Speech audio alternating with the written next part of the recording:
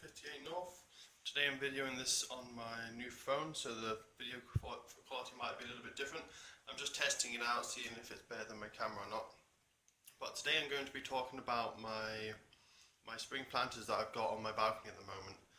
So I'll show you a picture now, and as you can see from the photo, this is what they look like on the balcony and how they attach to the balcony.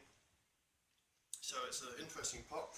You can see here it's got like an arch shape, so it's kind of like an N.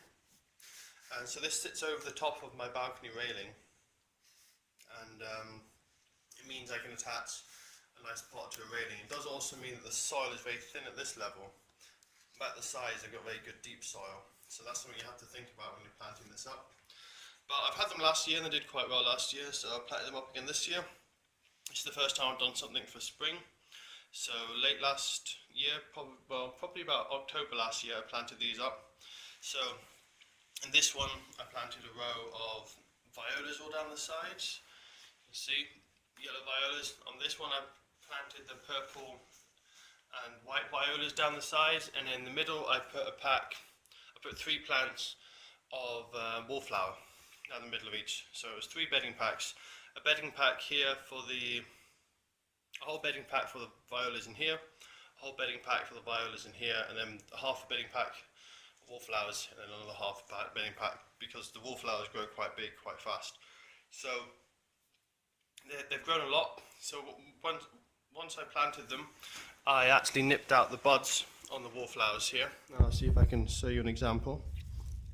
So you can see that there. It's hard to see because it's grown quite a lot. And there's a breakage. That there. That's where I nipped out the shoot, and you can see all these nice side shoots that have now grown up. So it's doing quite nicely at the moment. And the reason I nipped it out is because if you get it nice and bushy, you'll get a lot more flower heads and a much bushier, more compact plant. And you can see from these are really healthy bushy plants, and they've actually just started to get some flower buds. It's kind of hard to see because they've only just started, but you can see, you can get this to focus right down there. There's some little flower buds just starting to grow.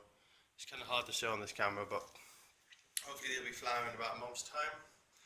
So at the moment they're both orientated, so my wall is that way and the sky is that way outside the building. So that's why these are leaning over and why they're starting to cover up these violas here.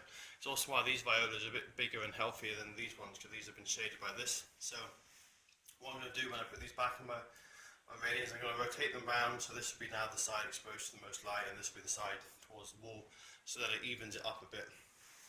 The only issues I've had so far is I've had some aphids. So this one here, you can see it's been killed. I'm actually going to take it out because it will allow space for other stuff to grow. I think all the aphids are gone now because the plants died, so you can't really see them. But that was actually aphid damage that caused that. So I need to be careful, keep an eye out to see if there's any more aphids. Hopefully there's not too many more aphids and it continues okay. I'm a bit hesitant using pesticide, and the reason for that is because in the summer I get a lot of hoverflies which lay their eggs and eat the aphids, and I also get a lot of parasitic wasps and ladybirds. But what happened last year is I sprayed one of my plants.